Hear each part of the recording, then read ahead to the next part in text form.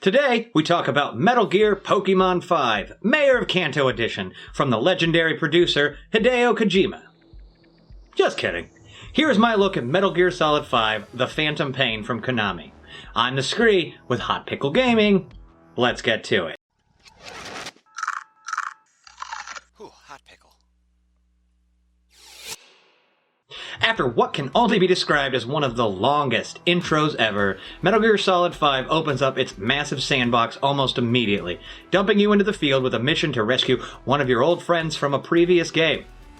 With very little instruction other than go here, find the info about his location, and move on, you are expected to figure out the controls, the mechanics of detection, and stealth, and then determine how to approach the mission all on your own. It gives subtle hints via the radio, and the combination of basic gadgets helps you plot a course through your first outpost. The sheer size of the world is pretty intimidating at first when you realize you have to traverse the long distances on horseback, traveling around the Afghan countryside with your trusty steed, D-Horse. Despite the silly name, D-Horse will be one of the best parts of Metal Gear Solid 5.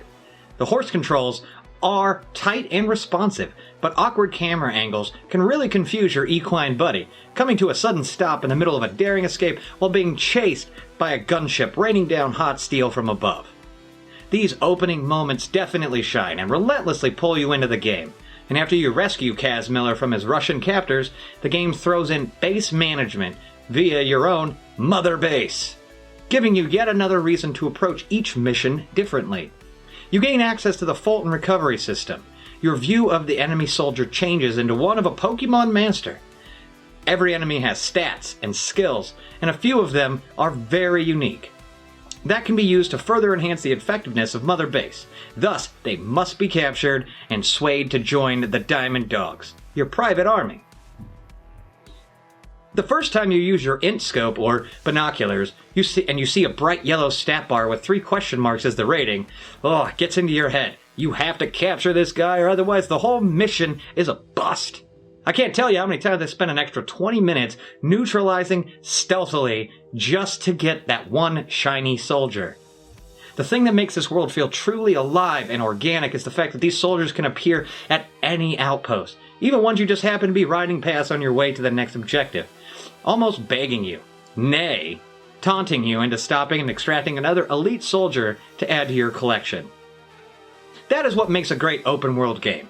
A sense of wonder, a meaningful exploration that creates opportunities for you to make your own decisions and experiences, rather than waiting for the game to provide the excitement on its own. When you sit on a high point scouting an enemy position and the computer intel voice comes on to inform you that a sandstorm is approaching, it feels natural. They can be as bothersome as they are helpful. The way the weather affects your gameplay is another example of why dynamic weather should be integral to the gameplay, and not just fancy window dressing. Rain makes it easier to sneak up on someone as it covers the sound of the footsteps, while sandstorms make your visibility nearly zero, allowing you to storm the base with little threat of detection.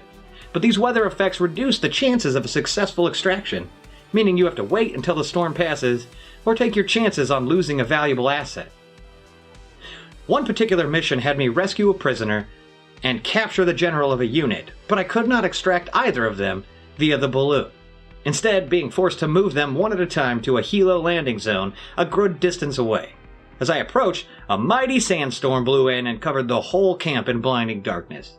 Under these conditions, I was able to get in and out with both assets just in time for the storm to blow over, calling in my extraction helo without killing or being seen. It felt like it could have been scripted, but it just happened, and it felt so cool using the weather system like that. Punished Big Boss Venom Snake starts the game with a fairly decent loadout, but as you build your R&D teams at Mother Base, you unlock new and more powerful weapons, allowing you to really focus on the style of play. Like stealth, develop the stealth suit, which makes it easier to muck about without detection, or even a tranquilizer sniper rifle. Like destroying things and going in guns blazing, develop machine guns and strap a rocket launcher to your back. It really doesn't matter how you play the game. It does a good job of not penalizing you for not using stealth, though it does make it much harder to complete some missions. And every kill is one less Pokemon soldier for your Mother Base. One of the coolest characters in the game is Quiet, a sniper with a very unique skill set, an unbelievably sexually exploitive design.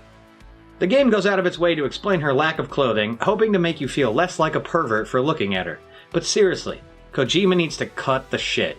She is definitely there as eye candy as she continually strikes suggestive poses in the helicopter, or takes off more of her already revealing clothes to flop about in a rainstorm while the camera zooms in on her suggestively. Kojima stated that we would all be ashamed for saying, "What the fuck?" when the character was first shown in trailers, stating that there is a perfectly good explanation for the over-sexualization of one of the only female characters in this male-dominated game. Sadly, that explanation fails to lend any credence to the design, and later you can even unlock a costume that will see Quiet dressed in real, tactical clothing and armor, further showing that she could have just been a badass super soldier and not just a piece of eye candy for you to ogle.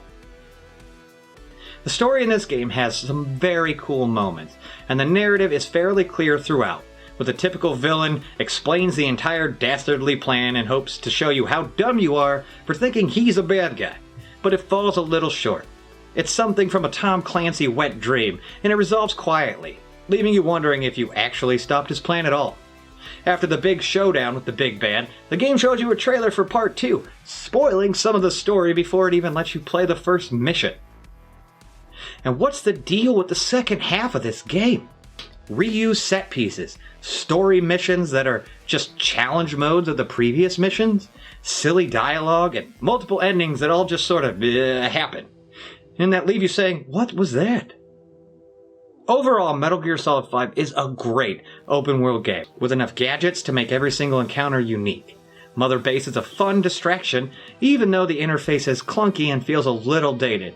You'll definitely find yourself approaching each mission with a different strategic goal in mind, often coming up with a different plan halfway through, lending to some truly unique moments that feel more fun than the scripted missions. The storyline is simple enough to follow, but it feels tacked on to a great open-world adventure, merely there to provide some basic context for the game's existence.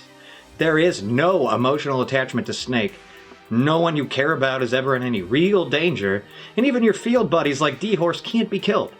You are fighting to save the world, but we never get to see the world in any danger. You might as well be just at Mother Base, which also I could care nothing less about. I had a lot of fun with this game, but it can become pretty repetitive as you sneak about, kidnapping soldiers, stealing resources, and gathering blueprints, just so you have enough materials to make kidnapping soldiers, stealing resources, and gathering blueprints easier. The AI in this game is pretty limited. Smart enough to make you pay attention, but not smart enough to beat you. Even when the game demands you complete missions in a specific fashion, it just slows you down. But it doesn't really challenge you to get creative. This is definitely a great game. No doubt about it. And what it gets right, it gets really right. I can definitely recommend this game as one you should buy, but it is not perfect. Let me know what you think about Metal Gear Solid 5 in the comments below, and I will see you guys next time. This is the Skree with Hot Pickle Gaming. Later! Ooh, hot pickle.